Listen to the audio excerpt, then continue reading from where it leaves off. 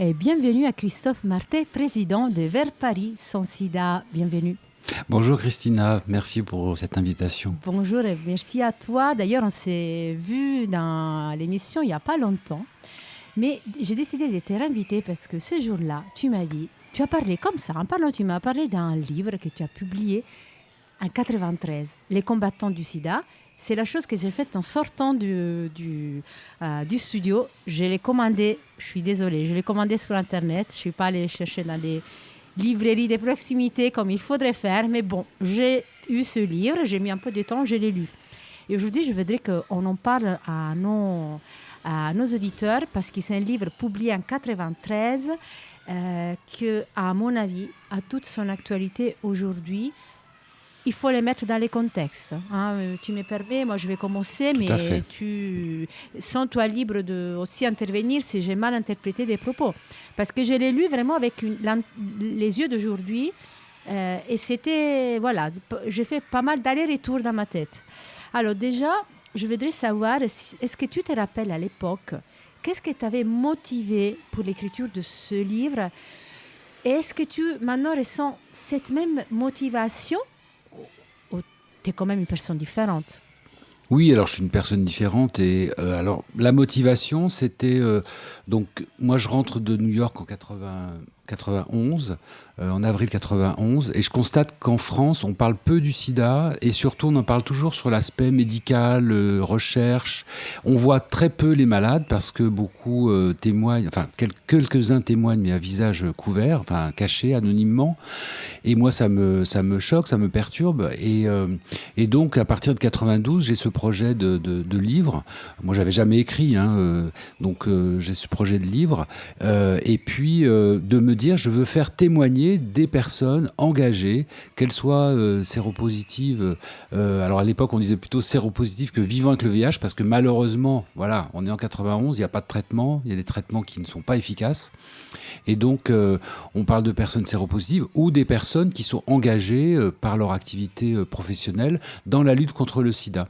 Et donc, je décide de faire témoigner ces personnes parce que je trouvais que ça manquait beaucoup. Et surtout, ce qui manquait, c'était de pouvoir aborder d'autres questions que le simple, enfin, qui est déjà important, les simples aspects médicaux de traitement, de recherche qui touchent pas les gens non plus dans leur quotidien, quoi.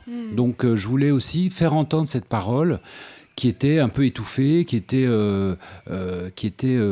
je dirais, cachée, parce que voilà, comme je disais, les quelques personnes qui témoignaient le faisaient à visage, enfin caché, anonymement, et ça c'était trop choquant parce qu'il n'y avait aucune honte à être séropositif et séropositive, et que moi je considérais qu'il fallait aussi aborder le sida d'un point de vue politique, avec démontrer comment des actes politiques ou l'absence d'actes politiques avaient contribué à la progression de l'épidémie Oui. en France. Ça, d'ailleurs, c'est une partie très forte du livre et c'est celle que j'ai. Ça m'a beaucoup plu, en fait, cette manière d'approcher. Mais d'abord, je vais par ordre, mais je vais aussi connaître des choses un peu plus personnelles. C'est-à-dire, tu me dis, j'ai jamais écrit, mais moi, je trouve ce livre qu'il écrit de manière très fluide. Tu vois, c'était quand même une passion, l'écriture. C'est parce que se mettre à écrire comme ça, si on l'a jamais fait, c'est pas évident. Alors c'est vrai que c'est pas évident. Je dois remercier que je remercie dans le livre Sylvie Marion, qui était une journaliste de France 2, avec qui je m'entendais très bien et qui m'a aidé parce qu'elle était elle au service culture et elle était très une grande lectrice. Donc elle m'a aidé, elle m'a accompagné quand même dans l'écriture et ça c'est vraiment je lui dois beaucoup parce que c'est vrai que moi j'étais quelqu'un qui travaillait dans l'audiovisuel. Donc oui on écrivait bien sûr, mais c'est pas du tout la même façon que de se poser.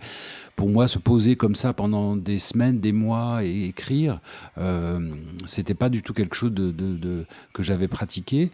Mais je m'appuyais aussi beaucoup sur les témoignages des personnes que Oui, j'allais rencontrer. oui. Donc, il y a la partie de l'écriture, de l'analyse, de l'essai, on va dire, mais il y a beaucoup. Moi, je tenais vraiment beaucoup à ce que on donne la parole, on visibilise ces personnes engagées contre le SIDA. Mm.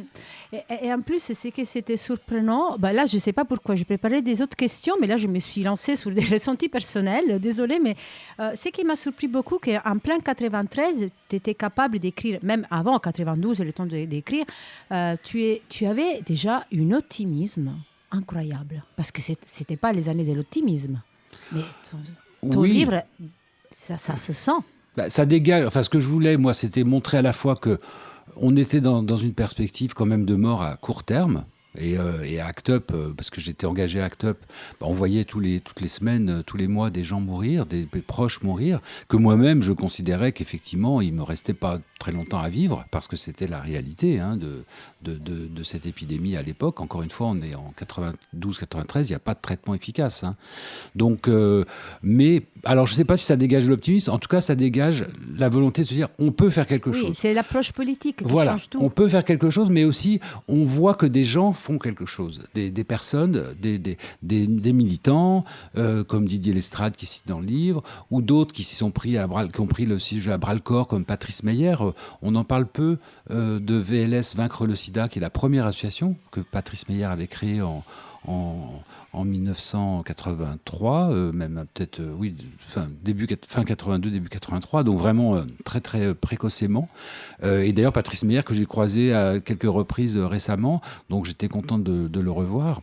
Et c'est vrai qu'on voit qu'il y a beaucoup de choses qui ont été mises en place par les associations. C'est ça aussi que je voulais montrer. C'est-à-dire que la réponse des pouvoirs publics était totalement inopérante, totalement à côté de la plaque et pas du tout proportionnée par rapport aux enjeux de l'épidémie. En revanche, c'est vrai que les associations, et heureusement qu'elles ont été là, mais aussi les personnes atteintes finalement, les personnes vivant avec le VIH, ont pris le sujet à bras-le-corps et qu'elles ont inventé quelque part de nouvelles formes de solidarité, de nouvelles formes d'appui. Bon, voilà, Patrice Meyer, il crée cette ligne d'écoute.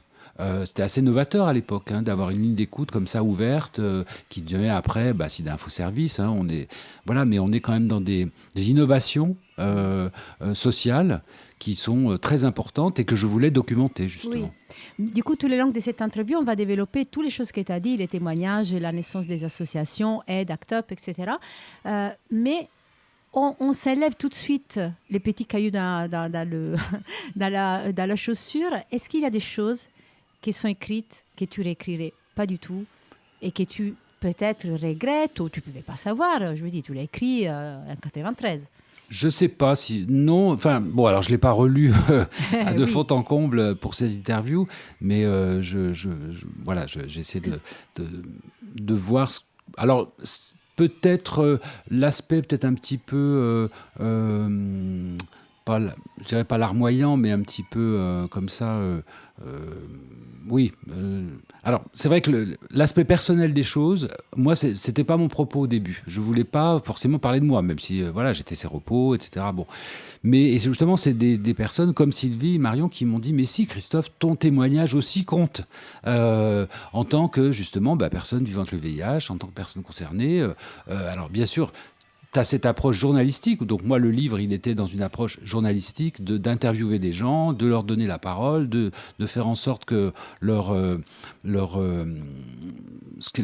actions soient comprises, soient entendues, soient lues. Mais j'étais pas parti pour parler de moi, en fait. Et c'est vrai que c'est toujours un peu ce qui m'a traversé. C'est toujours de me dire, il y a la partie journalistique, mais aussi la partie personnelle. Alors oui, il y a peut-être des choses que j'aurais pas écrites de la même façon, et il y a peut-être des choses, des sujets sur lesquels j'ai pas été non plus à la hauteur. Enfin, en tout cas, j'ai peut-être pas suffisamment consacré de place à la lutte contre le sida chez les femmes, même si j'ai des témoignages de femmes, mais bon, parce qu'à l'époque... Moi, je trouve, justement, tu as des témoignages des femmes qui sont très intéressantes. D'accord, bon, voilà. Ouais. Et puis, peut-être aussi la place des personnes étrangères, des personnes migrantes. Ça, mais c'est vrai que le sujet, à l'époque, il était beaucoup moins abordé. Alors, j'en parle quand même. Il y a des... Ce qui m'a frappé, enfin, ce que je trouve pas mal dans ce livre, c'est que il y a pas mal de choses sur les aspects sociaux, les aspects... voilà, la prise en charge sociale des malades, etc. Et ça, c'est vrai que c'est quelque chose qui n'était pas du tout traité à l'époque. Et finalement, ça c'est assez réussi parce que justement, je mets en lumière des populations comme, alors à l'époque on disait toxicomanes, mais les usagers de drogue, bien sûr un peu les migrants ou les personnes sans abri, etc. Donc moi, c'était ces aspects-là qui m'intéressaient beaucoup pour les rendre visibles, effectivement, et rendre visibles les personnes qui se battent, quoi. Parce que Oui. c'était ça aussi, les Bah oui, combattants les du sida. combattants du sida. Voilà. D'ailleurs, c'est vraiment une série de témoignages des personnes. Moi, je n'ai même pas noté, nombré combien de témoignages, il y en a beaucoup. Et pour toi, il y a des témoignages qui sont restés soit plus chers parce que c'est des personnes qui te sont restées dans le cœur, ou des témoignages que tu trouves vraiment très actuels aussi pour aujourd'hui. Alors c'est vrai que, comme je l'ai cité tout à l'heure, Patrice Meyer, je trouve que c'est important parce qu'on voit que effectivement la réponse communautaire, la réponse associative a été quand même extrêmement déterminante pour les succès ou en tout cas l'accompagnement des personnes vivant avec le VIH. Et c'est vrai qu'on parlait à l'époque, en 93, beaucoup de aide, beaucoup d'ACT UP, et VLS était un peu passé sous silence. Donc moi, ce témoignage, je le trouve très important parce qu'on voit que dès le départ, dès le début, alors qu'il y avait encore peu de cas en France, eh ben, les gays, citons-les, les hommes ayant des rapports sexuels avec les hommes, les gays ont pris en main, pris à bas-le-corps, comme je le disais, cette épidémie. Il y a d'autres personnes aussi, hein, comme Jean-Marie Fauché, que j'ai revu, pareil, qui était à Arcat et qui, justement, s'occupait notamment beaucoup de la question sociale. Et je trouvais que c'était très important de le faire témoigner. Mon médecin, Elisabeth Doin, qui est quand même un médecin qui avait été très engagé dans la lutte contre le sida. Donc, j'ai envie de dire, non, je les mettrais toutes et tous sur le même plan parce que j'ai essayé aussi de justement d'être dans une espèce d'équilibre, ou en tout cas d'avoir une palette assez vaste de témoignages. Ça va de Didier Lestrade, donc qui était à l'époque président d'ACT UP, Frédéric, qui était une femme séropositive dans le sud de la France, voilà, donc, et des personnes qui sont engagées dans des associations, dans des structures associatives ou sociales. Donc non, je pense que je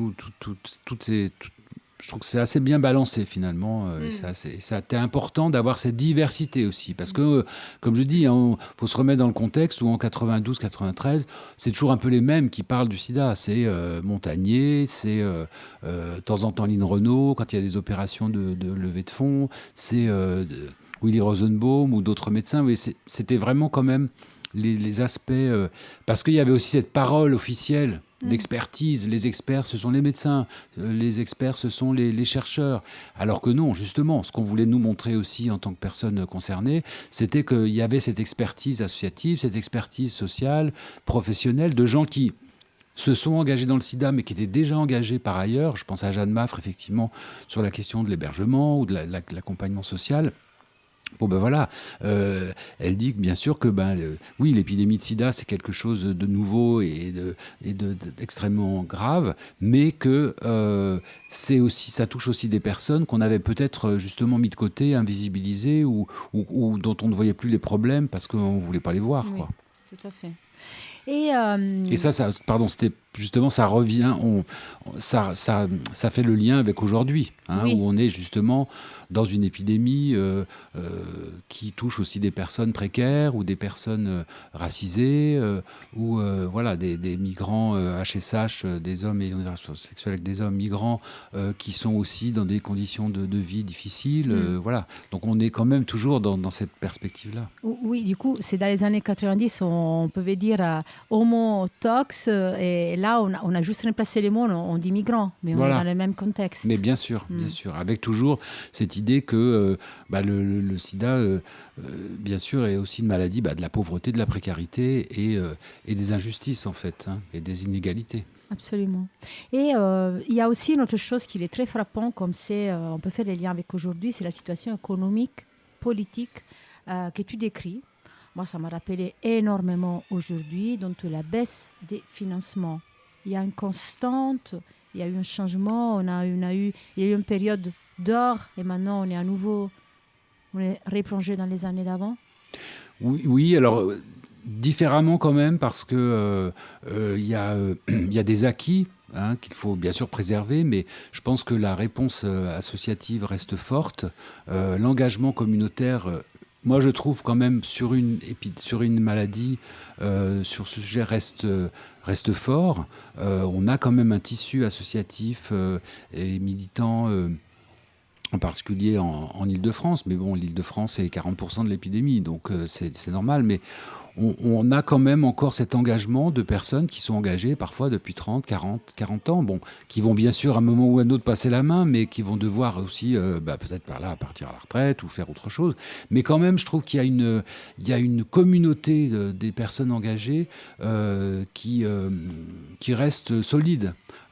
Mais on face à effectivement des pouvoirs publics, face à des politiques qui peuvent être de plus en plus... enfin, qui vont dans le mauvais sens, qui sont répressives sur les droits des étrangers. Tu veux dire, il y a quand même une forte résistance. Bah, quand même, je veux dire, ça peut, il y a... Je pense, et puis il y a des lieux, il y a quand même des... Alors bien sûr, là, je vais parler de Vers Paris sans sida, parce que forcément, il y a aussi des municipalités, il y a aussi quand même des instances qui considèrent que la lutte contre le sida demeure quelque chose d'important, et surtout dans la perspective de mettre fin à l'épidémie, parce que ça, bien sûr, en 93, on ne pouvait pas du tout imaginer l'ampleur qu'allait prendre le sida et l'épidémie en France et dans le monde. En 93, on est encore loin d'imaginer tout le nombre de morts, le nombre de personnes atteintes.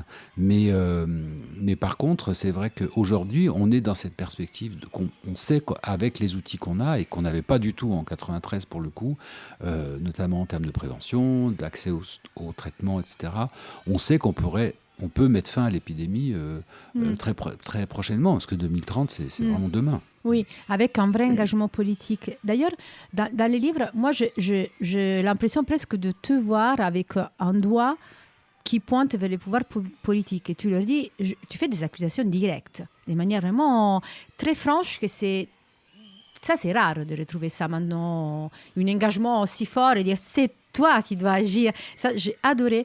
Et ça m'a quand même un peu rappelé aussi par exemple, quand il était élu Macron, la campagne de aide, et dire Monsieur le Président, vous pouvez être le président qui mettra dès la fin du sida. Et maintenant, on se retrouve avec Trump. Est-ce qu'il faut continuer à pointer du doigt, à dire c'est à vous, en fait, c'est à vous de donner les sous pour que la lutte continue? C'est la bonne direction, à ton avis, la bonne stratégie? Je ne sais pas. En tout cas, je pense qu'effectivement, les gouvernements, enfin les pouvoirs publics, les États, c'est leur responsabilité d'agir. Et on voit que malheureusement, alors je disais qu'il y avait une résistance des associations, mais malheureusement, la question du VIH, la question du sida, elle est passée au second, voire au troisième ou quatrième plan, parce que récemment, on a appris que la France, par exemple, allait diminuer de près de 60%, je crois, le chiffre exact, je n'ai pas le chiffre exact, mais sa contribution au Fonds mondial de lutte contre le sida, la tuberculose et le paludisme. Mais ça, c'est gravissime.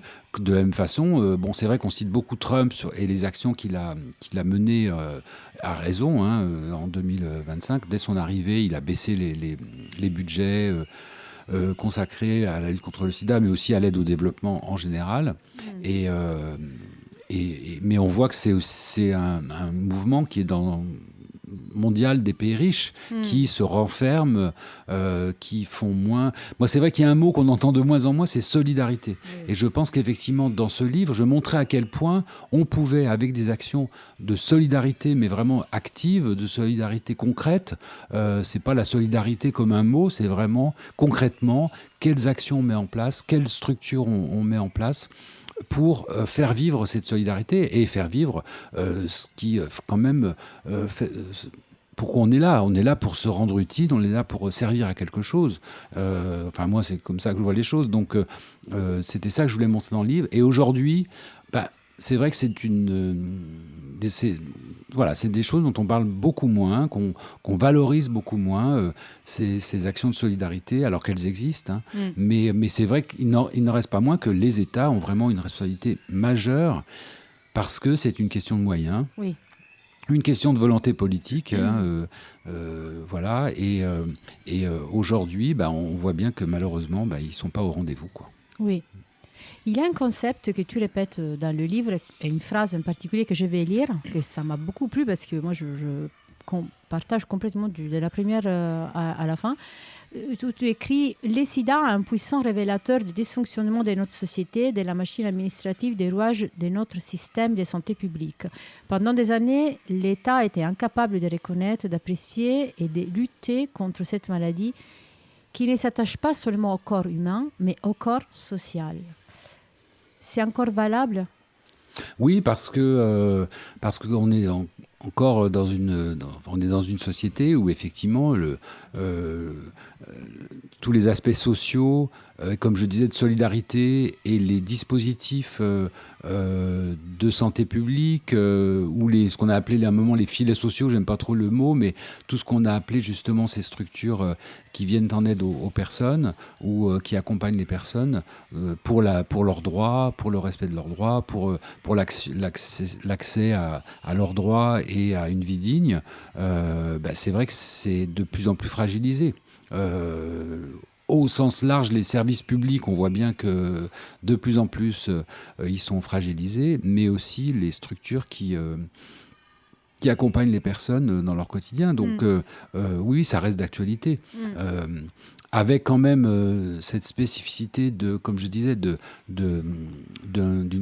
structures associatives qui restent très fortes, bon, encore une fois, dans les grandes villes, etc., et qui quand même apportent des réponses concrètes aux personnes, mais malheureusement, la puissance de l'État, elle n'est pas là, quoi, en fait. Oui. Oui, les pouvoirs frappants, c'est vraiment agir. Oui. Et du coup, restons sur les pouvoirs publics et les liens avec les associations. Tu m'as vraiment appris dans le livre que l'association Aide, au début, moi je ne savais pas du tout, devait se dissoudre après l'urgence, terminée. C'était vraiment, elle était née pour combler un vide. Aide est encore là, mais ça, je te pose une question un peu plus provocatoire. Est-ce que des fois, combler ce vide, ça a permis à l'État de se désengager? Genre, maintenant, il y a les assos qui s'en occupent. C'est un peu le risque. Et c'est vrai qu'on a toujours combattu ça dans les associations. Mais alors, comme je disais tout à l'heure, Christina, c'est vrai que moi, comme d'autres, on ne pouvait pas imaginer que ça allait durer aussi longtemps. On se disait, bon, soit on allait mourir, effectivement, et on voyait que nos amis mouraient, les proches mouraient, les militants mouraient. Mais on ne pouvait pas imaginer que... on n'était pas dans ce cadre-là de se dire... On était effectivement dans une urgence, parce qu'on voyait les gens mourir et qu'il fallait trouver des réponses très concrètes, très rapidement, parce qu'on imaginait même peut-être que ça allait être une hécatombe complète de la communauté gay, par exemple, puisque c'est dans cette communauté-là que je vivais. Mais donc, on n'avait pas du tout envisagé que cette épidémie dure 40, maintenant presque 50 ans. Et c'est vrai que... le but des associations, c'était de dire, nous, on pointe les dysfonctionnements, on essaye d'apporter des réponses, mais c'est à vous, l'État, justement, de mettre en place les dispositifs qui vont permettre de combler les manques, de faire en sorte que la réponse soit adaptée. C'était la même façon avec le SIDAction. Je me souviens bien, on disait toujours au SIDAction, il faut que l'État apporte aussi sa contribution, et il faut que SIDAction finance des actions qui sont vraiment quelque chose que l'État ne peut pas financer pour l'instant, où c'est très compliqué parce que ça va à l'encontre parfois de lois alors sans être des actions illégales, c'est pas ça que je dis, mais qui sont en tout cas des actions qui sont vraiment au plus près des personnes et sur des publics parfois tellement éloignés qu'ils n'ont pas accès du tout à des dispositifs sociaux. Mais oui, ça a toujours été ça. Mais bien sûr que l'État, lui, se dit c'est très bien, nous on donne de l'argent, oui. Et puis débrouillez-vous avec ça. Et c'est vrai que malheureusement, parfois ça a pu... oui, l'État s'est déresponsabilisé quelque part en disant si on donne un peu d'argent, c'est aux associations de le faire. Et on voit que parfois, les structures associatives, elles ne peuvent pas répondre à toutes les urgences et à toutes les difficultés. Oui. Et restons sous les assos. Il y a asso et asso. Tu parles de ACT UP. ACT UP, c'est trop beau parce que tu dis il y a une avant et une après Act Up. Est-ce que tu pourrais un peu raconter cette force aux plus jeunes qui nous écoutent, qui n'ont pas connu ce début? Act Up, bon, alors c'est vrai qu'il faut que je dise que personnellement, c'est vraiment Act Up qui m'a permis de remonter la pente, si je puis dire, ou de continuer à vivre. Ça m'a vraiment motivé pour me battre, alors que j'étais désespéré, franchement, en partant à New York. Et quand je découvre Act Up, ça m'a vraiment remonté le moral, si je puis dire. Et ça m'a donné effectivement de la force. Donc il y a cette énergie-là aussi du groupe, cette énergie collective d'activisme. L'activisme au sens où on met vraiment nos corps et nos énergies à profit pour avancer et dans un... Tu disais tout à l'heure, voilà, je pointe beaucoup du doigt les politiques et tout, mais parce qu'il y avait cette idée qu'il fallait vraiment les confronter au tragique, vraiment à l'aspect horrible de cette situation, qu'ils entendent, qu'ils voient ce que c'est que de vivre avec le sida, qu'ils voient, et la façon de le faire, c'était d'aller dans la rue, c'était de manifester, c'était d'être présent, de faire du bruit, de contester ce qu'on nous disait, de ne pas prendre pour argent comptant, enfin, toutes ces choses qui aujourd'hui, parfois, on est un peu dans, oh non, dans le consensus, où on est... Non, là, il n'y avait aucune idée de consensus. On était vraiment dans la confrontation parce que c'est aussi comme ça qu'on faisait avancer les choses. Et quand je dis il y a un avant et après Act Up, alors c'est bien sûr que toutes les associations ont contribué à leur façon à la lutte contre le sida, mais Act Up a quand même fait en sorte que justement les personnes atteintes, les personnes séropositives, soit un peu au centre soit à la table et comme je dis, fabrique le menu, quoi. C'est-à-dire que on n'était plus des pauvres patients, des victimes, etc. On était des personnes agissantes qui pouvaient apporter des réponses concrètes, pouvaient demander des choses concrètes et ne pas être passives, des personnes passives. Donc, et ça vaut pour d'autres combats. C'est pas le combat uniquement du sida, c'est le combat d'autres luttes. Nous, alors Act Up n'a rien inventé, hein, on s'est inspiré, même si on avait l'impression qu'on était très innovants dans nos actions, etc., on était dans des luttes féministes, dans des luttes des personnes racisées, dans le combat des droits civiques, puisqu'on s'inspirait aussi quand même pas mal d'actions qui avaient été menées à Act Up New York. Mais clairement, on voit que c'est des modes d'action qui permettent quand même parfois de débloquer les choses. Quand on visibilise des choses, quand on dit bah non, c'est comme je disais, c'est plus le business as usual, quoi. Il faut un peu de temps en temps taper du poing sur la table, effectivement. Tout à fait. Parce que c'est comme ça aussi qu'on se fait entendre. Les gens, les politiques, ils ont besoin d'être bousculés parce que sinon, c'est pas un problème, tout continue comme avant. Bon, je ne vais pas te demander aujourd'hui quelle association pourrait, disons, est innovante de la manière où Act Up était à l'époque. Je ne vais pas te mettre dans une situation déconfortable, mais aujourd'hui, une association qui pourrait vraiment faire la différence, à ton avis, devrait travailler sur quoi, se concentrer sur quoi? Si tu pouvais donner aussi un peu des conseils, vu d'où tu viens. Alors, c'est vrai qu'une association activiste comme Act Up, alors Act Up existe toujours, mais n'a plus la force de frappe, puisqu'il y a plus beaucoup de militants qui sont engagés dans l'association, donc c'est compliqué de faire des manifs, de faire des actions. Et puis le contexte n'est pas le même. Heureusement, et tant mieux, on a progressé. Heureusement, et tant mieux, on a des traitements qui permettent de vivre avec le VIH. Heureusement, et tant mieux, on est quand même dans un temps où une personne séropositive ne transmet plus le VIH, donc on a aussi cette dimension de prévention qui est totalement différente qu'à l'époque. Mais je crois qu'aujourd'hui, il y a beaucoup d'associations de terrain qui continuent ce combat. Malheureusement, elles ne sont pas suffisamment accompagnées. Alors nous, on essaye avec nos moyens, avec la Prévention SIDA, d'apporter ce soutien, de monter des projets pour faire accéder... pour que ces associations puissent mener des actions dans ce qu'on appelle l'aller vers, par exemple, en prévention. Mais il faut que des dispositifs plus massifs soient préservés, voire soient amplifiés, pour que les associations puissent, notamment par exemple des financements pérennes. Hein. On voit que c'est toujours compliqué pour les associations parce qu'elles auront à remplir des dossiers tous les ans et tous les ans et tous les ans. Bientôt, tous les 6 mois. Voilà, et aussi qu'il y a beaucoup d'associations qui sont financées sur projet, alors que en fait, leurs dépenses, c'est beaucoup des dépenses de fonctionnement, de locaux, de salaires, etc. Et que ça, c'est souvent peu ou pas du tout financé. Donc, il faut revoir aussi ces choses-là. Tout à fait, merci. Et c'est qu'il donne aussi de l'oxygène, je trouve, quand tu racontes qu'est-ce qui s'est passé en France, c'est que tu faisais des voyages à l'étranger, tu revenais, du coup tu as porté du nouveau. Bon, l'expérience des États-Unis. Et après, quand tu es parti à Liverpool, alors moi je suis une fan des Beatles, vraiment, je vais à Liverpool, j'ai tout de suite... Qu'est-ce que tu as ramené de l'Angleterre?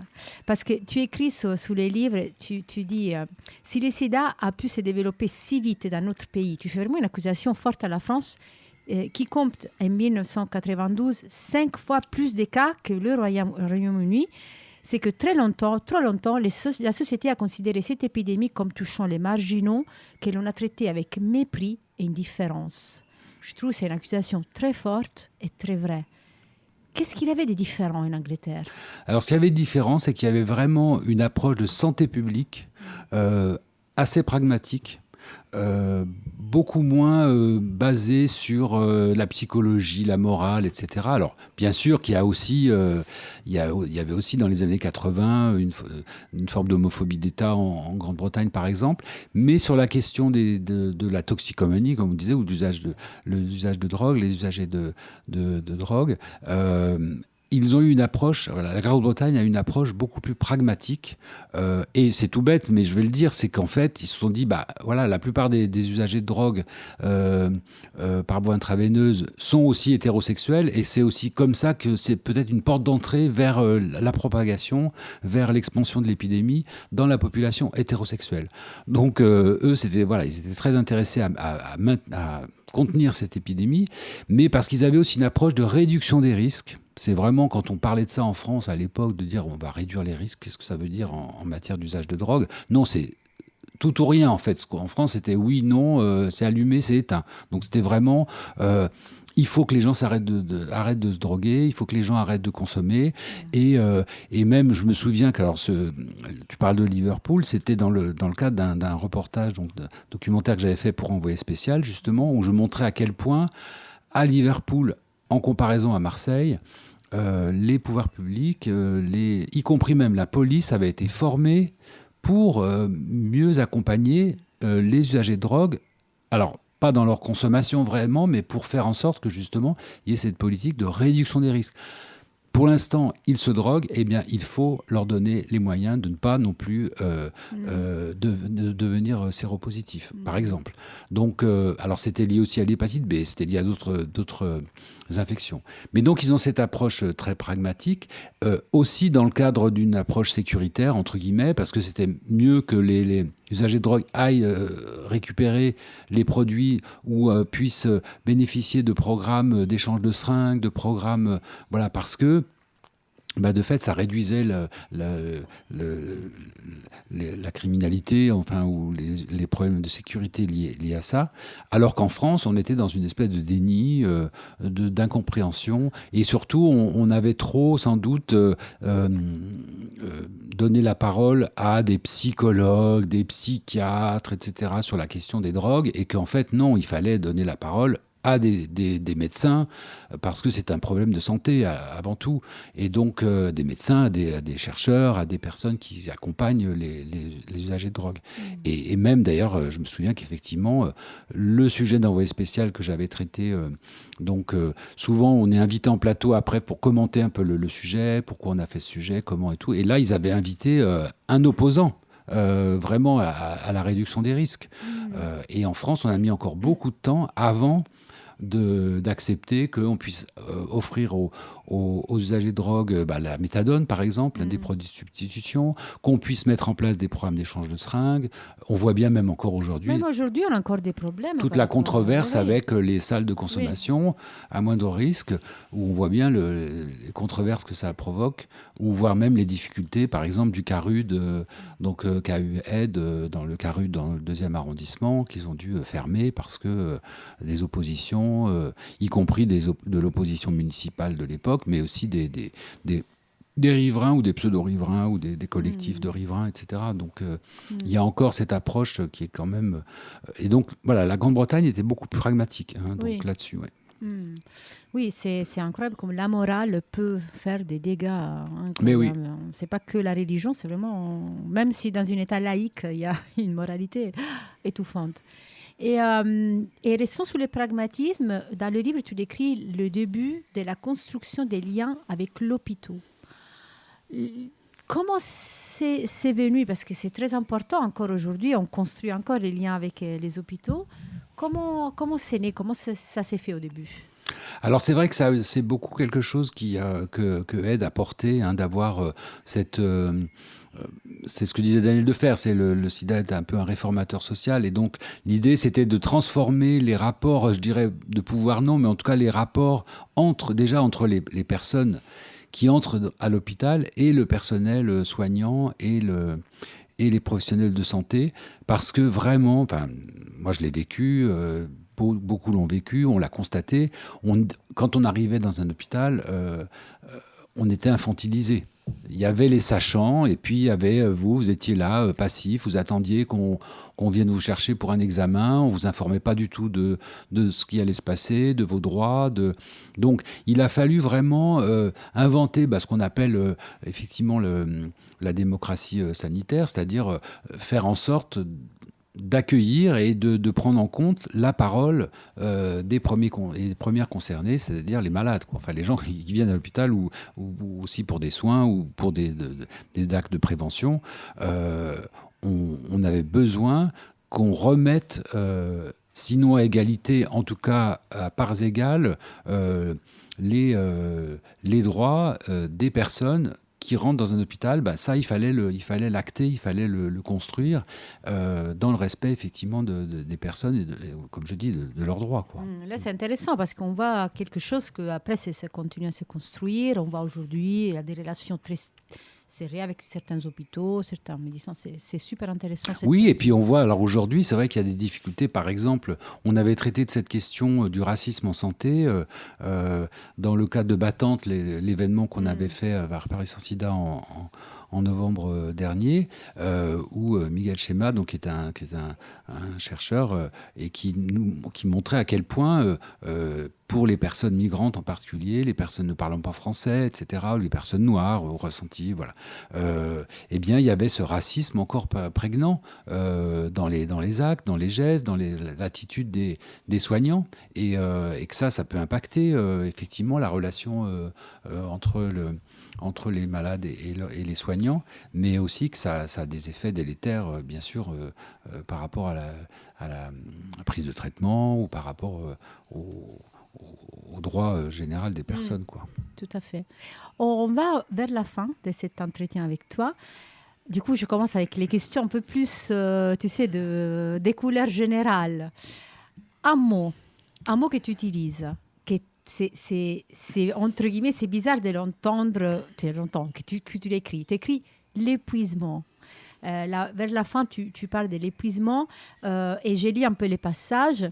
Tu écris, c'est de réaliser que malgré les manifs, malgré les progrès dans les traitements, malgré la rapidité plus grande de la mise sur le marché des médicaments, tout cela ne fait pas beaucoup pour éradiquer le sida.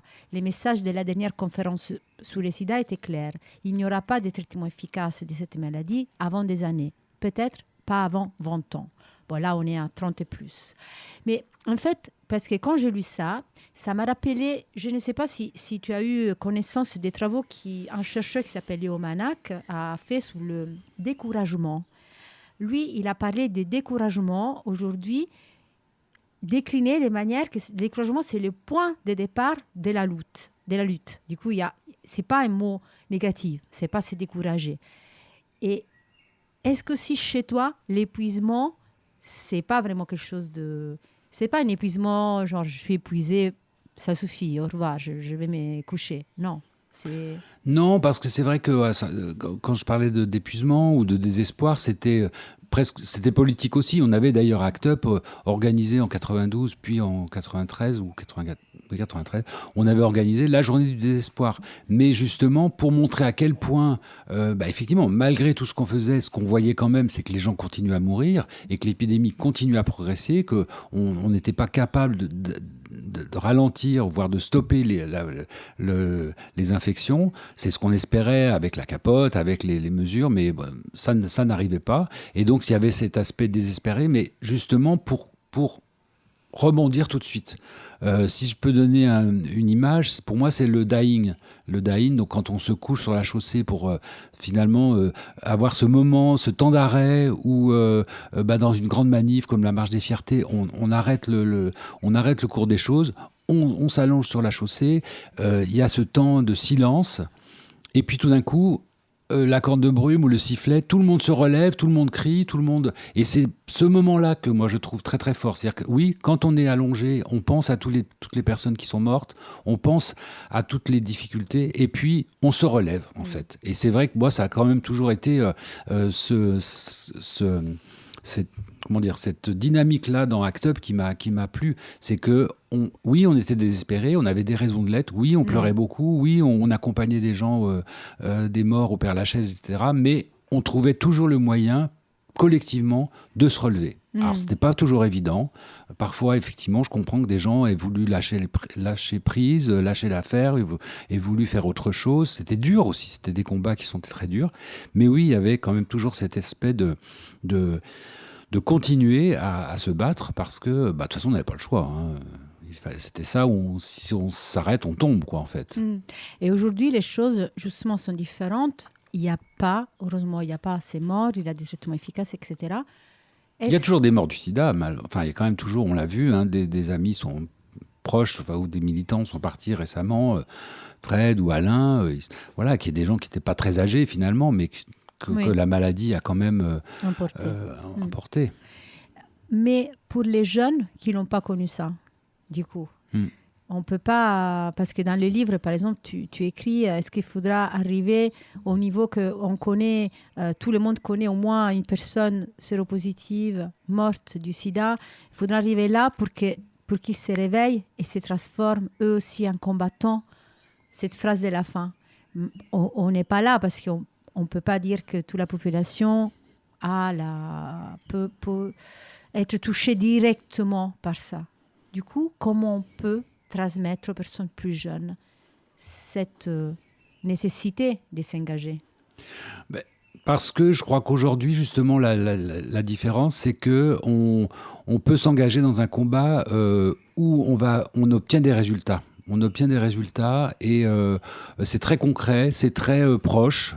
C'est aller dans une association, effectivement, comme le comité des familles ou comme Aide ou pour apporter des réponses concrètes, pour être au plus près des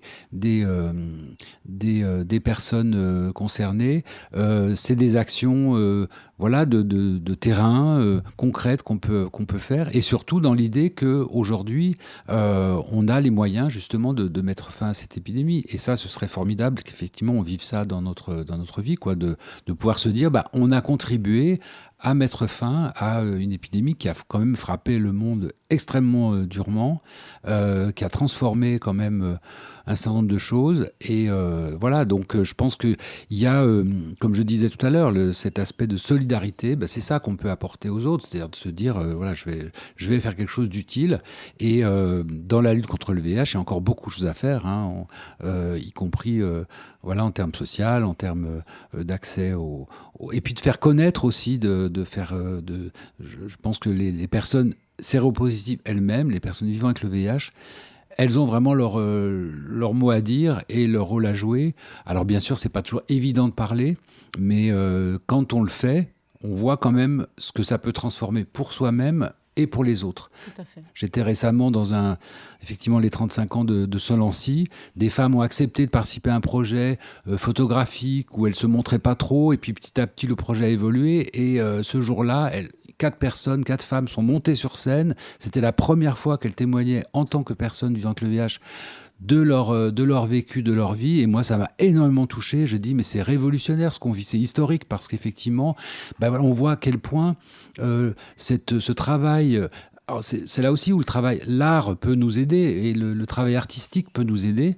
Et pour répondre justement à ta question, il y a peut-être besoin aussi de créer des lieux. Je sais pas, je rêverais peut-être d'un musée, entre guillemets, ou comme ça, d'un lieu où on puisse faire vivre cette mémoire, mais dans l'action. La mémoire, c'est aussi... ce qui s'est passé, ça nous permet justement aussi de nous projeter et de voir à quel point ces actions qui ont été menées, ce ne seront pas les mêmes aujourd'hui, mais ça peut nous inspirer pour continuer à inventer, à innover. Et surtout, je pense, encore une fois, les personnes vivant avec le VIH, c'est elles qui ont la clé de beaucoup de choses. Hein. Tout à fait. C'est une belle phrase pour terminer cette interview, à moins que tu aies un dernier mot pour la fin. Non, de remercier infiniment de prendre le temps de donner la parole, ça c'est toujours avec plaisir, précieux. Merci. Moi, je garde solidarité comme dernier mot pour la fin. Un grand merci à Christophe Marté, président de Vers Paris sans sida. À bientôt. À bientôt, Christina. Merci. Merci.